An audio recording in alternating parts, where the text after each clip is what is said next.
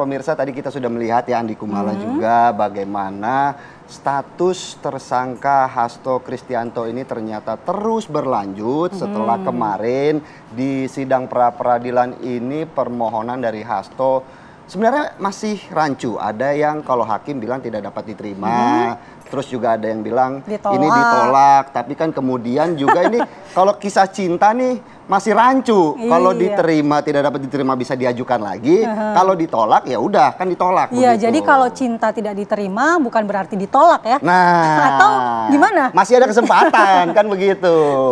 Jadi di Apa Kabar Indonesia Pagi di segmen ini kami akan membahas sebenarnya kemudian apa sih langkah-langkah yang akan dilakukan dari tim hukum Hasto Kristianto menanggapi hasil dari sidang pra-peradilan kemarin. Ada siapa aja nih Andi Kumala pagi ini? Iya, di studio sudah bergabung bersama kita ada Bang Julius Ibrani, kuasa hukum Hasto Kristianto. Selamat pagi. Selamat pagi.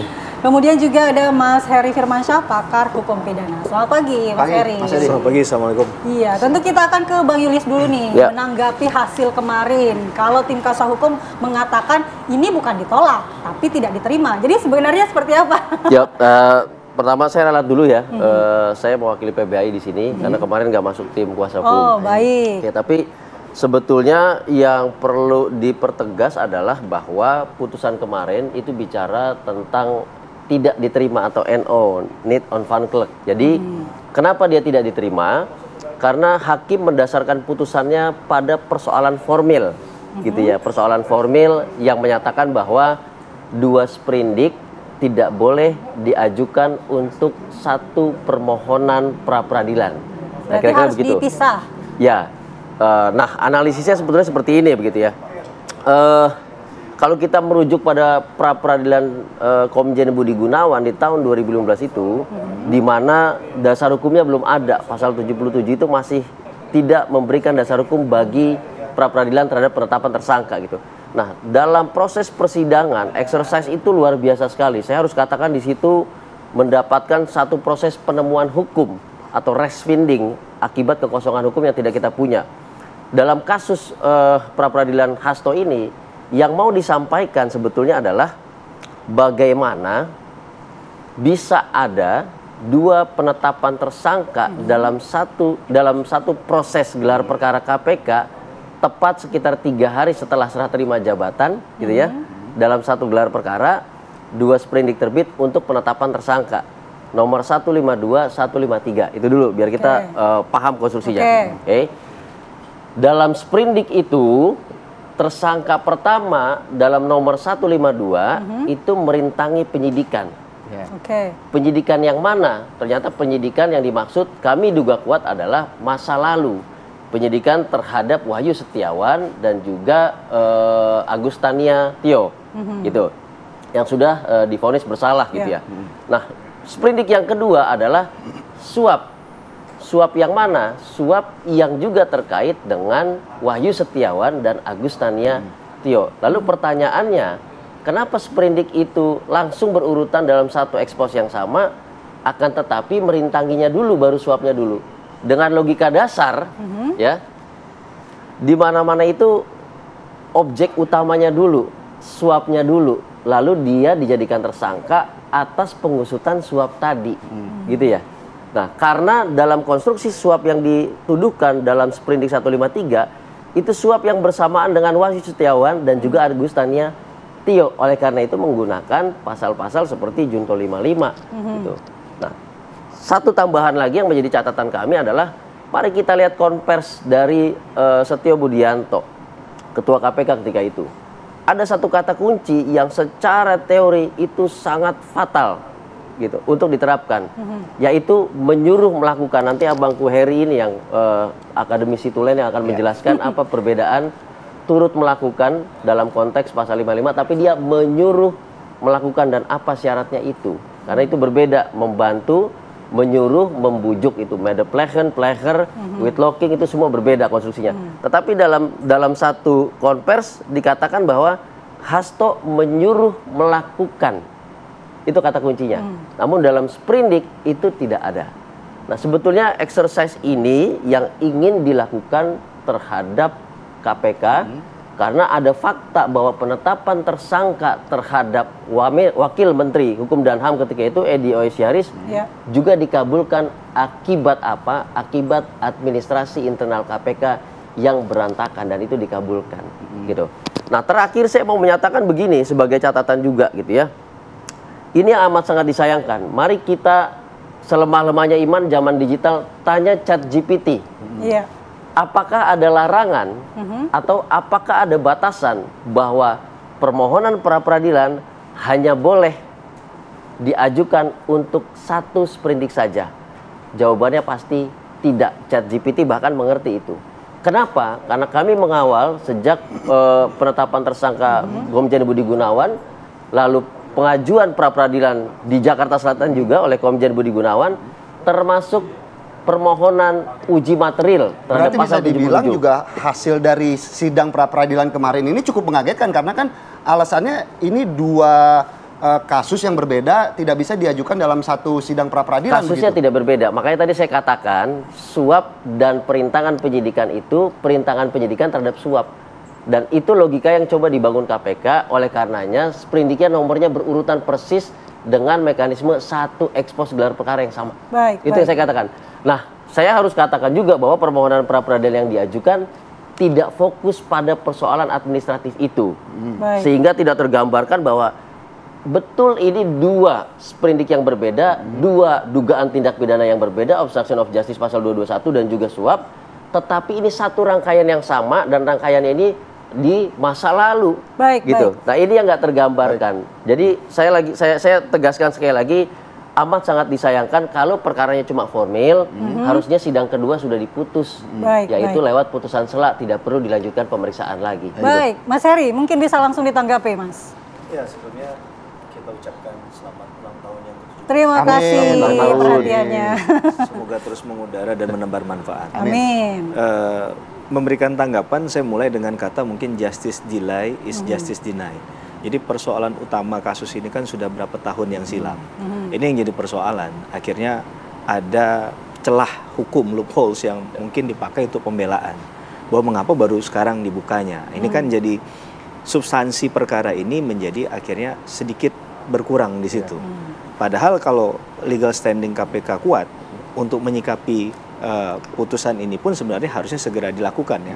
Apakah kemudian segera melimpahkan perkaranya atau tidak, karena bicara kepastian hukum tadi saya katakan kalau ini di-delay lagi maka sebenarnya keadilannya ditolak juga. Nah, padahal ini bisa jadi role model untuk perkara yang lain. Nah, dalam konteks tadi dikatakan gugatan tidak dapat diterima, yang saya pahami itu ya dalam putusan yang dibacakan oleh hakim tunggal dalam pra-peradilan di PN Jaksel adalah konteks tidak dapat diterima ini berarti gugatannya ada cacat formil. Beda kalau dia ditolak. Kalau ditolak berarti ada dalil yang tidak dapat mereka buktikan. Nah, ini dalam konteks tadi tentunya persoalan yang tadi disampaikan oleh Bang Julius juga menarik. Itu yang disampaikan di pengadilan kan, bahwa ada dua sprindik dalam satu permohonan yang disoal. Memang menariknya dalam hukum acara pidana, khususnya pra-peradilan, saya kebetulan juga disertasi saya menulis tentang pra-peradilan. Ini kan penggunaan hukum acaranya setengah hukum acara perdata, setengahnya hukum acara pidana. Maka mereka disebut pemohon, mereka disebut termohon. Padahal kalau menggunakan hukum acara pidana, konstruksi nggak demikian. Ini yang harus kita pahami dulu. Kemudian dalam waktu seminggu harus diputus. Ini kan bukan konstruksi hukum acara pidana biasanya, begitu kan? Nah, maka dalam konteks ini sebenarnya memang dalam praktiknya sering sekali kita temui tafsir-tafsir yang berbeda. Ada kadang hakim yang stylenya bahkan ya nyerempet sedikit material boleh aja, karena kalau hanya formil saja yang dibicarakan nggak bisa. Tapi ada hakim yang sangat strict sekali, nggak bisa kalau bicara atau menyentuh menyerempet sedikit pun masalah tentang tapi materialnya. Tapi seharusnya ketentuannya nggak dilihat dua-duanya, Mas. Emang bisa satu aja gitu? Nah, masalahnya begini, di 183 KUHP itu kan hakim dalam memutus itu adalah dengan minimum 2 alat bukti, dengan 2 alat bukti menimbulkan keyakinan hakim bahwa si A yang bersalah misalnya.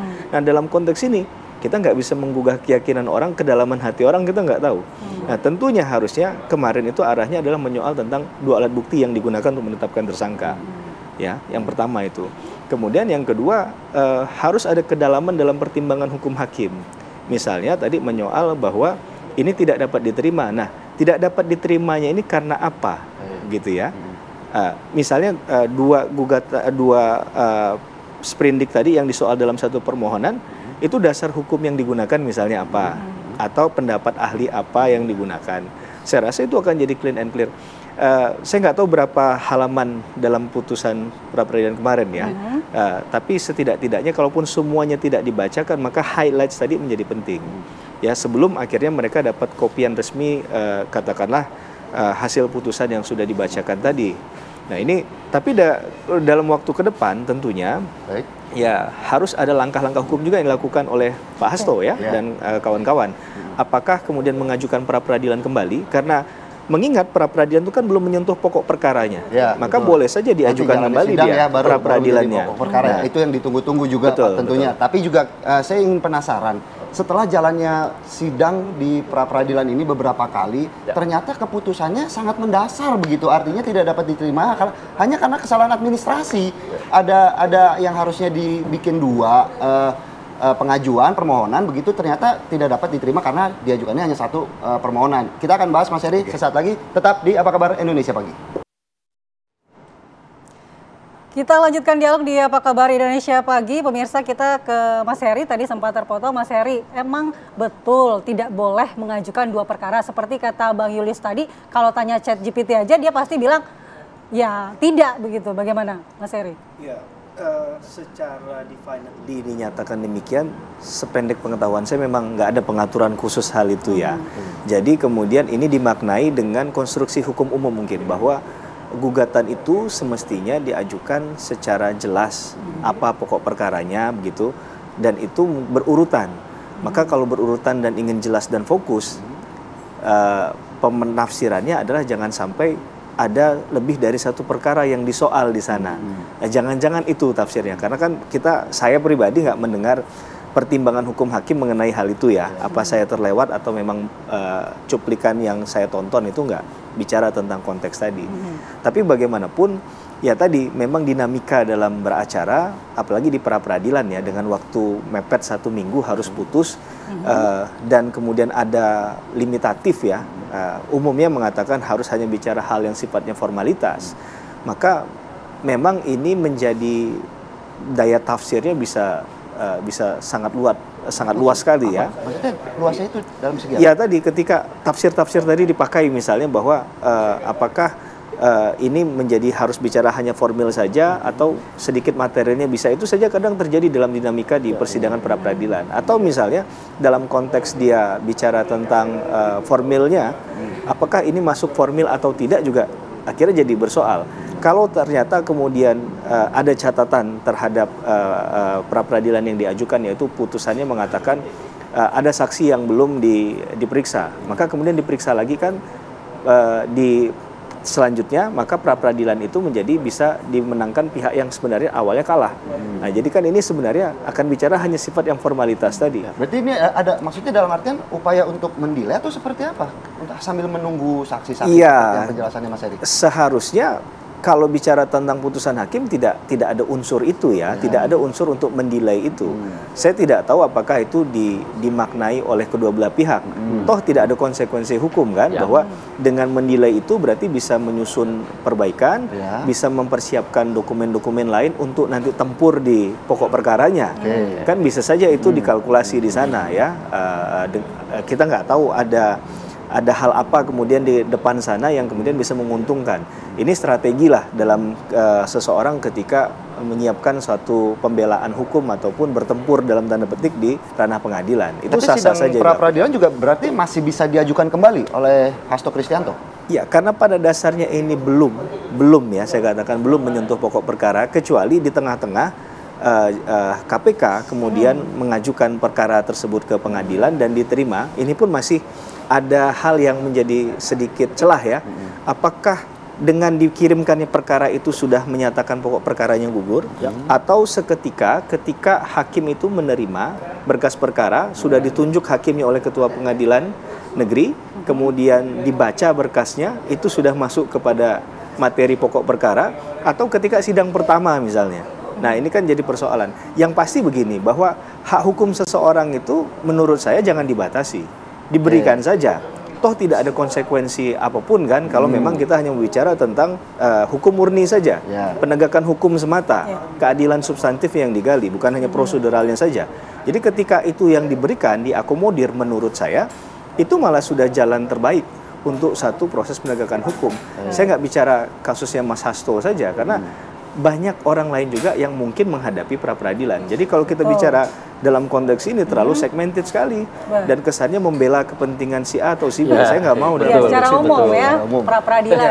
Mungkin kita ke Bang Julius. Bang Julius, kalau Anda melihat keputusan dari hakim ini, hakim tunggal, apa substansi yang menjadi catatan sebagai seorang kuasa hukum ya? Substansi apa yang diabaikan oleh hakim yang menurut catatan Anda? Ya, jadi begini. Tadi Bang Heri nyinggung halaman, 357 halaman putusan, itu pertimbangan hakim hanya 5 halaman, 1 halaman tanda tangan. Dalam pertimbangannya itu, betul, dia justru banyak bertanya tentang apakah yang diajukan ini verifikasi terhadap alat bukti sprindik untuk suap atau sprindik untuk obstruction of justice. Apakah keduanya saling keterkaitan atau tidak? Apakah kemudian diambilnya sah atau tidak gitu. Tetapi di dalam pertimbangannya menyatakan bahwa permohonan tidak dapat diterima bukan mengenai alat bukti itu, tetapi mengenai jumlah sprindik ada 2. Nah, makanya saya katakan bukan sebagai kuasa hukum, sebagai akademisi, sebagai praktisi, sebagai masyarakat yang nonton gitu ya. Kita tidak melihat ada satu pendidikan hukum di sini. Berarti ada yang janggal begitu ya dari jalannya sidang pra-peradilan kemarin. Betul sekali, ada yang janggal gitu ya. Karena saya mau bilang begini, bisa nggak Hasto ditetapkan tersangka di awal ketika Wahyu Setiawan? Bisa gitu. Kenapa baru sekarang? Ini yang jadi keributan. Yang pertama. Yang kedua, apakah obstruction of justice-nya belakangan ini terjadi atau zaman dulu? Jadi 2 sprindik itu terhadap tindakan yang diduga dilakukan di masa lalu, bukan 2024, bukan 2025, kan gitu ya? Itu pertanyaannya. Jeda itu kemudian membuat Hasto dan kuasa hukumnya bertanya, dia pakai alat bukti Wahyu Setiawan dan Agus Taniatio atau alat bukti yang baru khusus untuk Hasto? Kalau sprindiknya jauh jeda, maka logika dasarnya dan hukum acaranya dia alat buktinya harus baru. Dia nggak boleh copy paste dari si kasus Wahyu Setiawan dan Agus Taniatio. Kita tidak tahu apakah saksi-saksi dan alat bukti yang digunakan pada kasus Wahyu Setiawan dan Agus Taniatio untuk sprindik Hasto itu masih hidup atau enggak, sehat atau enggak, masih bisa memberikan keterangan yang sama atau enggak. Makanya nggak boleh copy paste. Nah, sebetulnya kan makna dari pra-peradilan itu. Dan kenapa 152, 153 ini digabung dalam satu pra-peradilan? Karena dua-duanya merupakan satu rangkaian perbuatan. Kalau dalam KUHP rangkaiannya itu namanya pasal 64 gitu. Bisa berulang-ulang, bisa satu rangkaian meskipun tindak pidananya yang berbeda. Nah, ini yang mau diajukan, tapi itu pun tidak dieksersis oleh hakim. Jadi dia malah bertanya mau yang mana, loh artinya hakim nggak ngerti. Tapi kan kalau dari penjelasan Bang Julius juga tadi menjelaskan bahwa sebenarnya kan barang alat bukti ya, alat buktinya ini kan dari yang dulu sama yang sekarang. Apakah itu juga kemudian sudah menjadi suatu tanda, sign, artinya ini kan suatu kasus yang dua, yang berbeda begitu. Apakah sebelumnya tidak dilakukan antisipasi untuk mengantisipasi apa yang kemudian hakim putuskan kemarin gitu? Ya, kalau antisipasi jelas tidak, karena dengan logika tadi baru 3 hari pimpinan KPK ekspos langsung menetapkan tersangka, 2 sprindik untuk dalam satu ekspos yang sama, lalu jumlah alat bukti 153-an lebih, maka dengan segala logika dasar itu pasti alat bukti yang dipakai dulu Wahyu Setiawan dan Agus Taniatio, yang artinya ada copy paste di situ. Nah, itu yang nggak boleh dalam hukum acara pidana. Langkah selanjutnya jadi apa? Kalau saya pikir gini ya, satu yang perlu ditegaskan juga, apakah KPK terhambat apabila ada pra-peradilan? Tidak, saya katakan tidak. Saya setuju untuk memperjelas yang Bang Heri katakan justice delay, justice deny. Tidak boleh. Ajukan segera. Kasus Setia Novanto bisa kok diajukan ketika dia mengajukan pra-peradilan. Itu satu. Yang kedua adalah pra-peradilan ini jangan dimaknai hanya kepentingan Hasto, karena substansinya penting. Baru kali ini terjadi sprindik demikian dan juga pra peradilan demikian. Ini Baik. harus ada. Baik, Hasto Bang Julius. punya hak untuk mengajukan pra peradilan. KPK punya kewenangan memperjelas proses untuk menerangkan kepada publik apa yang sebenarnya terjadi. Baik, Gitu. terima kasih Bang Julius dan juga Mas Heri atas waktunya. Tentu kita Tunggu langkah selanjutnya ya. dari langkah Hasto selanjutnya, Kristianto. drama selanjutnya akan seperti apa Yes. di kasus Hasto Kristianto. Yeah. Kita akan tunggu Yes. begitu ya. Baik, terima kasih Bang Terima Julius dan juga Mas kasih. Heri. Sama-sama. Dan pemirsa, apa kabar Indonesia Pagi masih akan kembali. Selanjutnya ini ada narasumber spesial. Andi Betul Kumala. sekali. Ada siapa dong? Kasih bocoran dikit dong. Bukan hanya seorang menteri Kabinet Merah Putih, tapi juga seorang tokoh besar, tokoh agama, ulama yang disegani di Indonesia. Sesaat lagi di Apa Kabar Indonesia Pagi.